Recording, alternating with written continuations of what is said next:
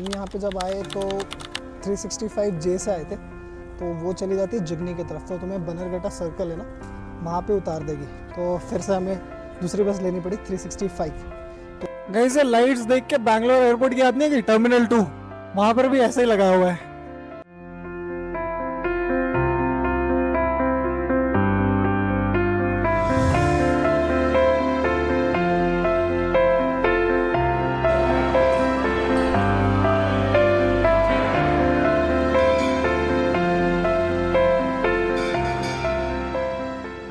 Guys, welcome back to one more vlog. I hope you guys are doing absolutely fine. तो आज का जो हमारा vlog है ना, वो हम शूट करने वाले हैं बनरघट्टा साइड। तो हम वहाँ जा रहे हैं क्योंकि वहाँ पे ना एक टेंपल है जो कि बहुत ही फेमस है, और मुझे लगता है आप लोगों में से बहुत सारे लोगों को नहीं पता होगा। तो जी हाँ, जैसे कि राजस्थान में एक खाटू श्याम का मंदिर है, तो ठीक वैसा ही एक मंदिर ना बनरघट्टा रोड पे भी बनाया हुआ है। तो हम वहाँ जाएंगे, उस मंदिर को विज़िट करेंगे। पास ही में बनरघट्टा ज़ू है, तो हम ट्राई करेंगे कि हम वहाँ भी जा सकें। तो अभी हमने डिसाइड नहीं किया कि हम ज़ू की टिकट लेंगे या सफारी की, लेकिन हम एब्सोल्युटली दोनों में से एक ट्राई करने वाले। तो बने रहे हमारे साथ इस वीडियो में। अभी हम यहाँ से लेंगे बस लेके हम जाएंगे मेट्रो स्टेशन, और मेट्रो स्टेशन से फिर हम जाएंगे मेजेस्टिक का बस स्टॉप है, वहाँ से हमें सीधा बस लेनी है। तो कौन सी नंबर की बस लेनी है मैं आपको वहाँ जाके बताऊँगा। तब तक के लिए सी यू इन ब्लॉग।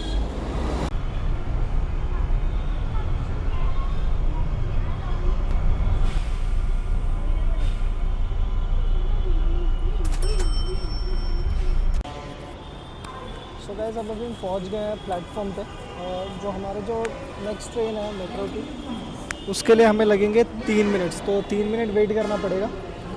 तब तक हम आप लोगों से कुछ और बातें करते हैं। तो गाइस, अभी हम प्लेटफॉर्म पे खड़े हैं और हमारी मेट्रो आने में अभी 3 मिनट का टाइम है। तो हमने सोचा कुछ बातें कर लेते हैं आप लोगों से। सबसे पहले thank you so much for showing all the love and support.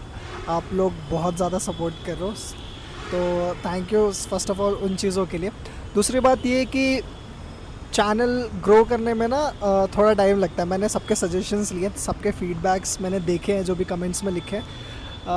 मैं भी अपना सोशल एंजाइटी कह लो या सोशल फियर कह लो, वो निकाल रहा हूँ। तो थोड़ा थोड़ा ना कभी कभी अगर आप देखोगे तो लास्ट ब्लॉग जो मेरा मेजॉरिटी था वो वॉइस ओवर के पीछे था।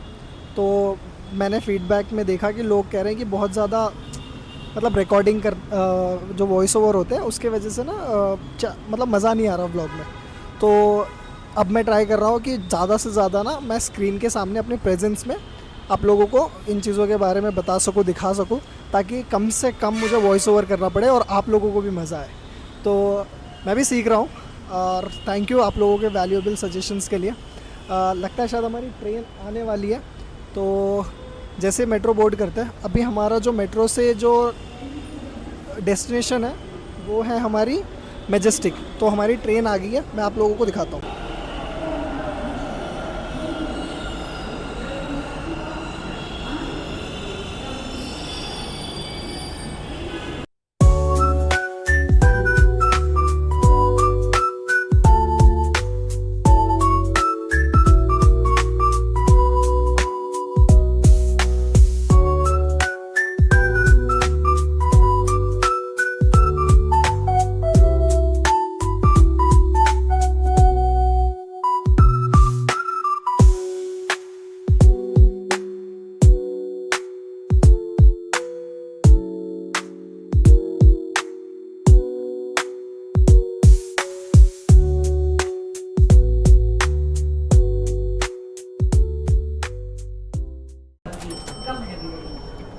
Train will arrive at Nagapattinam Kempegowda Station, Majestic.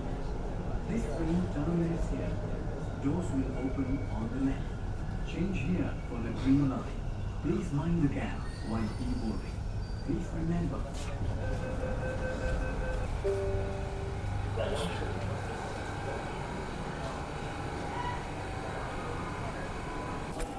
तो गाइस, हम अभी पहुंच गए हैं मेजेस्टिक को आप कह लो कि it's a heart of Bangalore metro.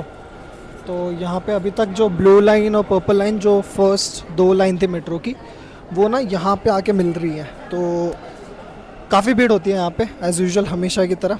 तो हम अभी ले रहे हैं एग्ज़िट। एग्ज़िट के लिए हमें ऊपर जाना है, तो हम अभी ऊपर चलते हैं।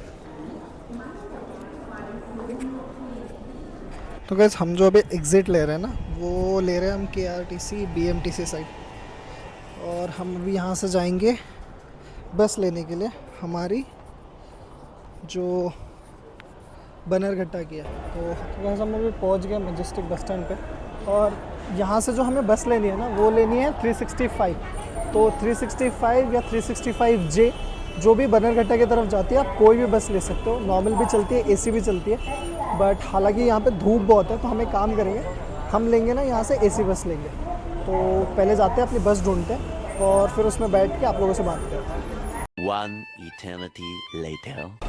तो गाइज अभी सीन यहाँ पे कुछ ऐसा है कि AC वाली बस ना आ नहीं रही।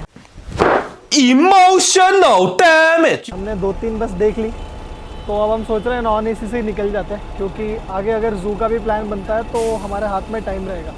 तो हम अभी जा रहे हैं नॉन AC वाली बसेस में। तो ये वाली जा रही है 365J, तो हम इसी में चलते हैं।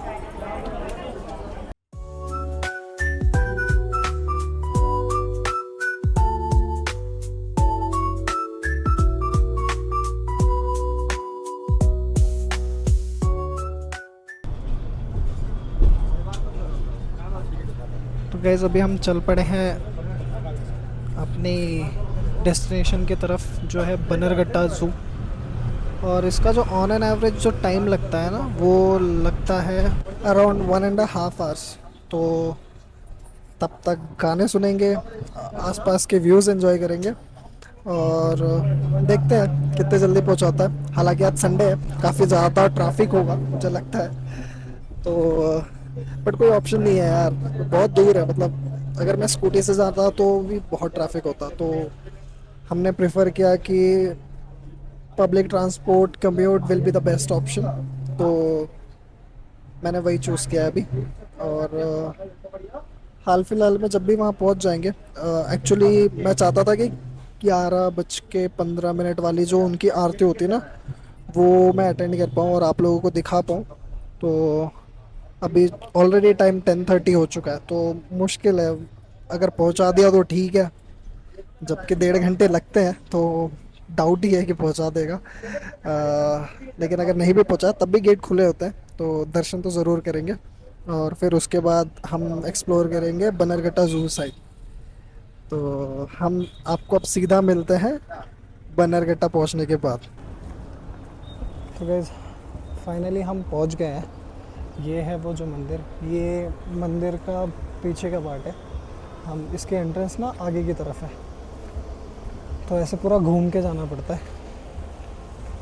तो हम यहाँ पे जब आए तो 365J से आए थे, तो वो चली जाती है जिगनी की तरफ। तो तुम्हें बनरघट्टा सर्कल है ना, वहाँ पे उतार देगी। तो फिर से हमें दूसरी बस लेनी पड़ी 365। तो अगर आपको यहाँ तक आना है या ज़ू तक आना है तो एक ही बस आती है, दैट इज़ 365। तो आप वो ले सकते हो। और ये देखो काफ़ी मेंटेन्ड है, मतलब सुविधा है काफ़ी चीज़ों की। यहाँ पे वॉशरूम है, आगे जाके पीने का पानी है, पार्किंग है, काफ़ी खुली खुली जगह है जो कि एक मंदिर में चाहिए होती है। मैं आप लोगों को बस एक बार रुक के मंदिर का आर्किटेक्ट दिखा देता हूँ। हम अभी अंदर जाएंगे और दर्शन करेंगे, लेकिन अंदर वैसे तो शूटिंग अलाउड नहीं है, तो हो सकता है मैं ज़्यादा शूट ना करूं। थोड़ा बहुत दिखा सकता हूं अगर दिखा सका तो, लेकिन ज़्यादा बहुत शूट नहीं करूंगा। आफ्टर ऑल मंदिर में वैसे भी ज़्यादा शूट नहीं करना चाहिए। और तो बस, और रही बात कुछ इस हिस्ट्री के बारे में, तो जितना भी मैं अभी नेट पे पढ़ रहा था, ये जो मंदिर है ना, ये बना था अर्ली 2000 में। तो सम राजस्थानी कम्युनिटीज़ जो यहाँ पे रहती हैं बैंगलोर में, उन्होंने एक साथ आके कंट्रीब्यूट करके ये वाला जो मंदिर है मेरे पीछे जो आप देख रहे हैं, ये उन्होंने अर्ली 2000 में बनाया था।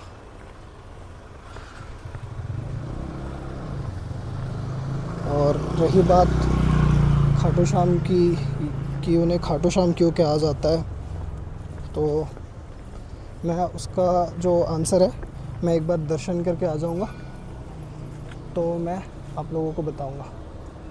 तो ये देखो, काफ़ी सुंदर है यार। और बहुत सारी ओपन स्पेस है, पार्किंग के लिए बहुत सारी ओपन स्पेस दे रखी है। पानी पीने के लिए यहाँ पे आपको जगह मिल जाएगी। डस्टबिन प्रॉपरली है, ना कोई कूड़ा है ना कोई कचरा है। चप्पल रखने के लिए यहाँ पे लोग रख सकते हैं और वहाँ पर भी जगह दी गई है, तो आप कहीं में भी आराम से रख सकते हो और कोई फिक्र नहीं है, चप्पल कहीं नहीं जाती।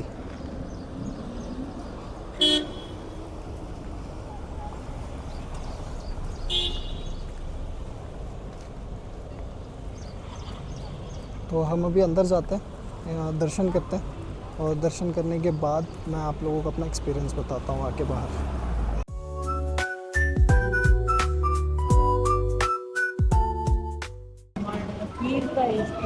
तो भाई सब लोग फ़ोटो ले रहे थे, तो हमने सोचा हम भी यहाँ पे वीडियो लेके आप लोगों के दर्शन करा देते हैं।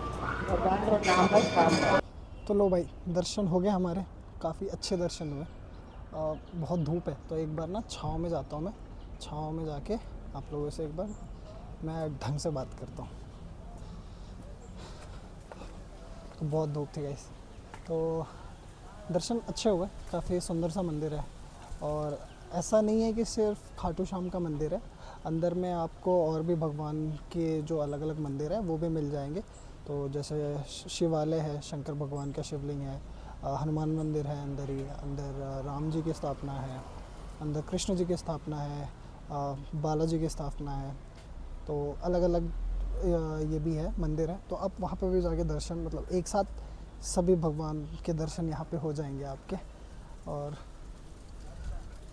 ये कुछ मंदिर मैं फिर से दिखा रहा हूँ आप लोगों को बाहर से। बहुत ही सुंदर है गाइस, बहुत ही सुंदर है। और ये जो आप जो देख रहे हो ये सारे झंडे, ये ना लोग यहाँ पे मन्नतें मांगते हैं और फिर झंडा चढ़ाते हैं। तो जिनकी जिनकी मन्नतें पूरी हो जाती हैं या फिर जो, तो उनके झंडे यहाँ पे जो वो देके जाते हैं मन्नत के नाम पे, वो फिर धीरे धीरे करके यहाँ पे लगाई जाती हैं। तो आप देखो यहाँ से लेके पूरा ऊपर तक झंडे लग रखे हैं। और वो ऊपर खाटू श्याम का एक और बड़ा। तो गाइज़ अब आप लोगों के दिमाग में ना एक क्वेश्चन आ रहा होगा, मतलब बहुत सारे लोगों को नहीं पता होगा कि खाटू श्याम कौन है, इनको खाटू श्याम क्यों बोला जाता है। तो इसका ना मैं बताता हूँ आप लोगों को। तो जैसे कि मैं आप लोगों को कह रहा था कि मैं आप लोगों को थोड़ी सी खाटू श्याम की हिस्ट्री बताऊंगा। तो सबसे पहली चीज़, इनको तीन भंडारी क्यों बोलते हैं। इनका एक और नाम है बर्बरीक, जो इनका असली नाम था, जो कि भीम के पौत्र और घटोत्कच के पुत्र हुए थे, बेटे हुए थे, भीम के ग्रैंडसन कह लो। तो इनको तीन भंडारी इसलिए बोलते हैं क्योंकि इन्होंने ना बहुत ही ज़्यादा मेडिटेट किया था, या हिंदी में कह लो तो तपस्या करी थी, जिससे ना इन्होंने शंकर भगवान को खुश करके इन्होंने 3 बाण लिए थे, लाइक 3 एरोस। तो इसलिए इनको 3 बाणधारी बोलते हैं। अब जो 3 बाण थे ना, उनके क्या स्पेशलिटी थी वो मैं बताता हूँ। जो पहला, जो अगर ये पहला बाण चलाते, like the first arrow if he shoots, the first arrow will mark all the target. The second one when he shoots it will save everything, like जो जिनको भी इन्हें बचाना है ना, ये उनको बचा लेते थे सेकेंड से।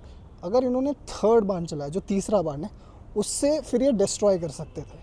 तो इसीलिए ना इनका नाम है 3 बाणधारी।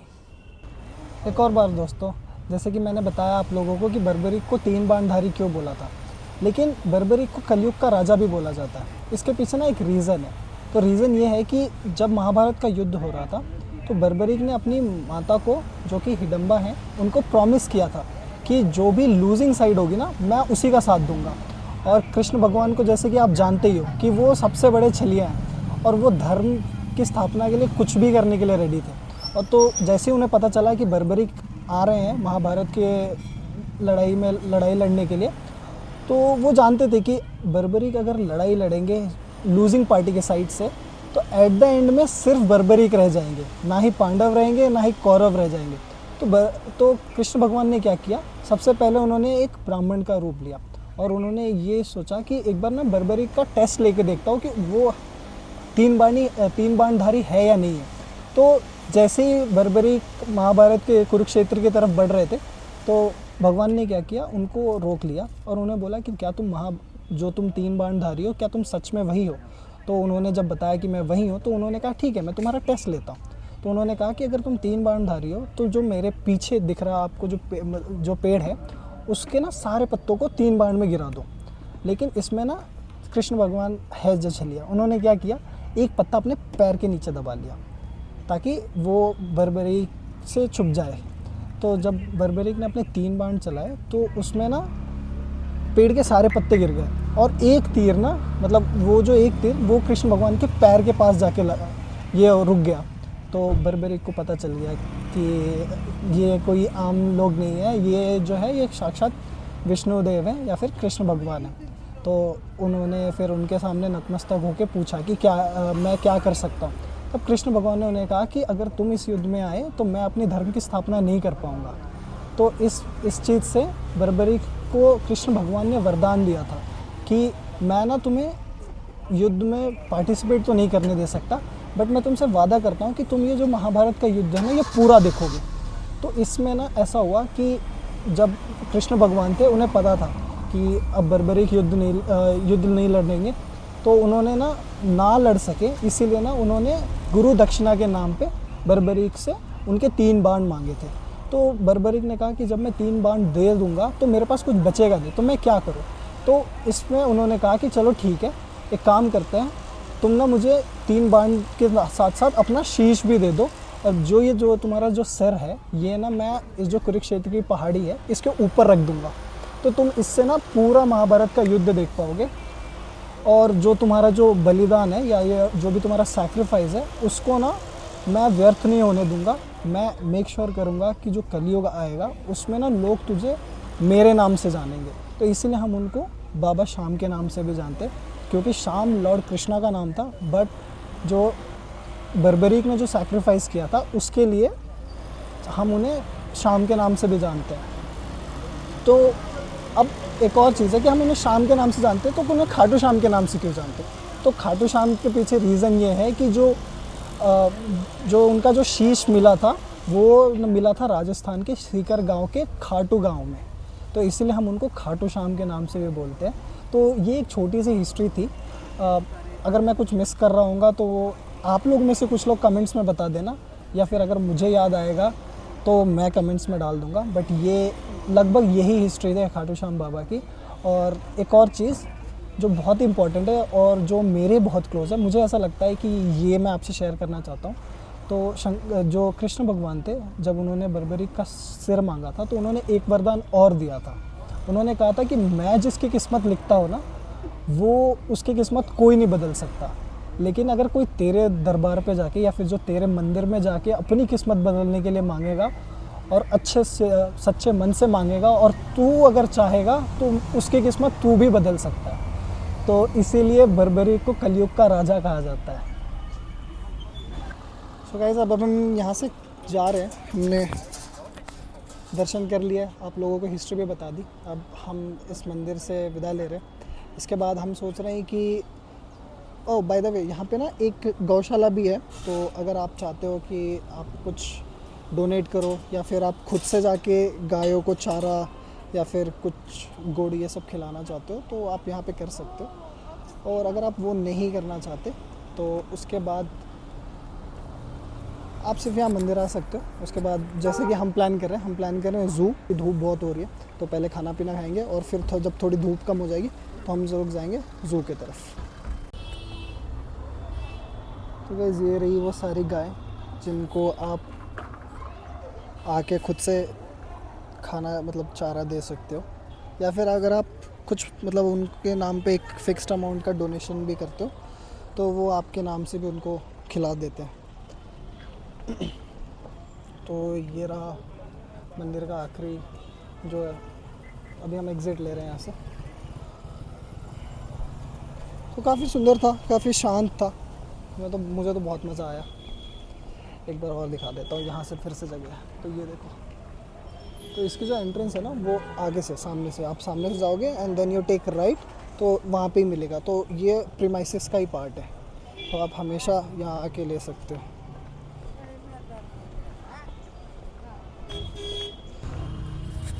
तो गाइस ये रही वो गौशाला की एंट्रेंस।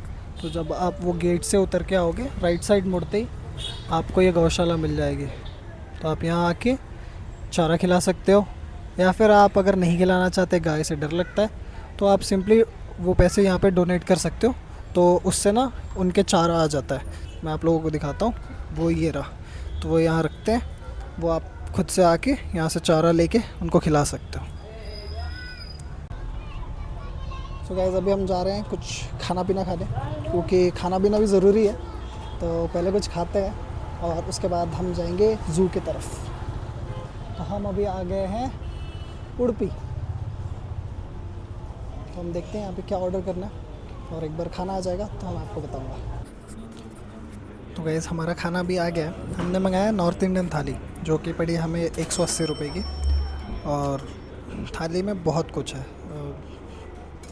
जैसे कि सूप दिया है इन्होंने, स्वीट दिया है, 2 नान है यहाँ पे, और ये वाला जो है ये राइस है, ये गुलाब जामुन, ये मटर की कोई ग्रेवी है, ये दाल है, ये कर्ड राइस, ये सोयाबीन की सब्ज़ी, और ये सूप है। सूप मैंने अभी ट्राई किया, काफ़ी वाहियात है, बट ठीक है। तो अभी इसको फिनिश करते हैं। इसको फिनिश करने के बाद फिर हम चलेंगे ज़ू की तरफ। तो गैस हो गया हमारा लंच। हमने जो लंच किया ना वो यहाँ पे किया, उडुपी अतिथिया। तो मैंने आपको दिखाया, हमने नॉर्थ इंडियन मील ट्राई किया था, अच्छा था। सूप छोड़ के बाकी सब अच्छा था, और कोई एक्स्ट्रा GST CST नहीं लगाया उन्होंने। जितना तुमने लिया है वो उसमें टैक्सेस इंक्लूडेड था, तो अच्छा ऑप्शन है ये ना। बस मंदिर से थोड़ा और आगे आओगे ना राइट साइड, तो वहीं पे मिल जाएगा। तो हम अभी जा रहे हैं ज़ू की तरफ।